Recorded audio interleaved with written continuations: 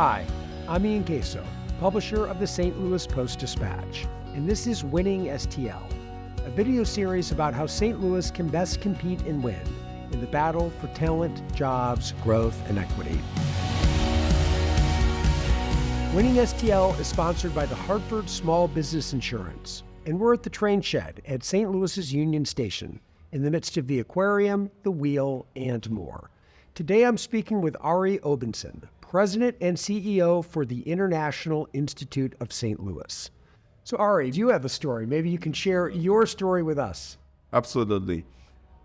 My story is not as complicated as the many people that we serve, because I came to the United States to work for an organization called Junior Chamber International, which was based in Miami, Florida. So my destination was not St. Louis. And 3 months after I arrived, they moved the headquarters of that organization to Chesterfield, Missouri. Significantly different from Coral Gables, Florida. No question.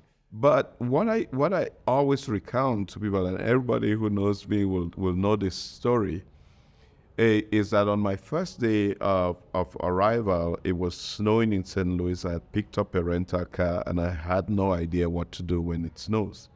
And somebody took me to Walmart. Somebody helped me get to Walmart and helped me get a brush and understand how to clean the windshield wiper.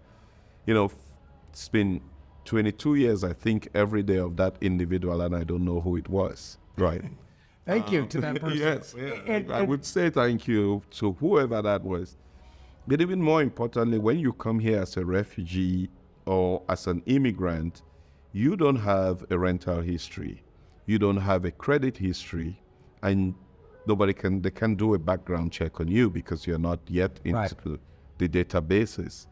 And walking out in Chesterfield, it meant that I had to buy a car. And I bought my first car in this community at a 23% interest rate. Wow. 23% interest rate. Wow.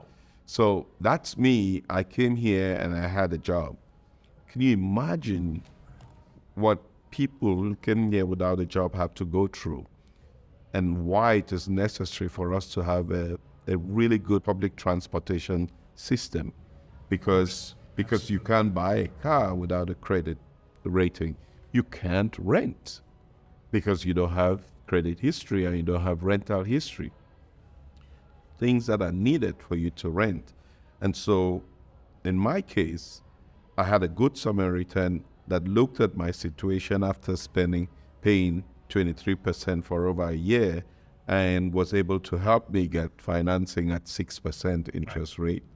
All of a sudden, that sounds much better. And somebody who was able to co-sign for me to have a home. So that's my journey. That has been my experience from my vantage point.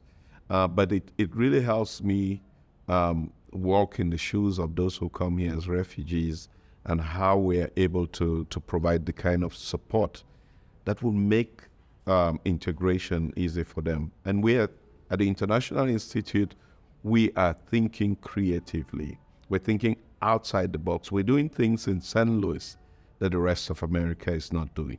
So your journey from Cameroon with a short stop in South Florida to St. Louis, even though you had some natural advantages that some more recent arrivals now might not have, with education and with employment opportunities, English, and it was still really hard. It was. And yes, even for people who come here to work at the Anheuser-Busch's or Bayers of the world and all of those organizations, that transition is still very, very hard. Mm-hmm. How that process to integrate them into this community. So it's challenging for anybody who comes here as an immigrant to settle in the community in itself, because there are also structural obstacles. Well, Arrey, it's been fascinating and, as I've said, very important to me, and I think very important to our region. Thank you so much. It's been a great session. Thank you.